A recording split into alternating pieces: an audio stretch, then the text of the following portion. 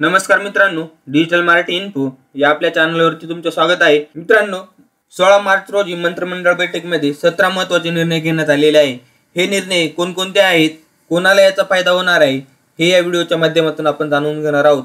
तर व्हिडिओला शेवटपर्यंत नक्की पहा व चॅनलवर नवीन असाल तर चॅनलला सबस्क्राइब करून ठेवा, म्हणजे असेच महत्त्वपूर्ण व्हिडिओज आणि अपडेट तुम्हाला लगेच मिळत राहतील। चला तर व्हिडिओला सुरुवात करूया।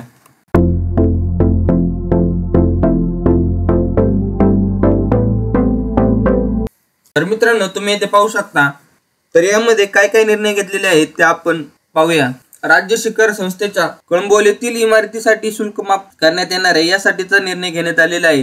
तात्पुरत्या स्वरूपातील 64 वैद्यकीय अधिकाऱ्यांना नियमित करण्याबाबतचा निर्णय घेण्यात आलेला आहे। त्यानंतर मालमत्ता विद्रुपीकरणासाठी आता 1 वर्षाचा कारावास आणि दंड सुद्धा वाढवण्यात आलेला आहे। त्यानंतर जलदगती न्यायालयासाठी वाढीव खर्चास मान्यता देण्यात आलेली आहे। त्यानंतरचा पुढचा जो निर्णय आहे ते संस्कृत, तेलुगू, बंगाली, गोर बंजारा साहित्य अकादमी स्थापन करण्यात येणार आहे। त्यानंतर शासकीय निमशासकीय जागांवर आता मोफत चित्रीकरण करण्यास मुभा देण्यात येणार आहे। त्यानंतर पुढचा जो निर्णय आहे तो विणकर समाजासाठी आर्थिक विकास मंडळ यांच्यासाठी 50 कोटी भाग भांडवल देण्याचा निर्णय घेण्यात आलेला आहे। त्यानंतर पुढचा जो निर्णय आहे तो पुण्यश्लोक अहिल्यादेवी महाराष्ट्र शेळी व मेंढी विकास महामंडळाच्या भाग भांडवलात भरीव वाढ करण्यात येणार आहे। त्यानंतर पुढचा जो निर्णय आहे तो हाताने महिला उचलण्याच्या प्रथेचे उच्चाटन करणार, रोबोटिक स्वच्छता यंत्र असलेली मॅनहोल कडून मशीन होल कडे अशी योजना आखण्यात येणार आहे। पुढचा जो निर्णय आहे तो संगणक गुन्हे तातडीने निकाली निघणार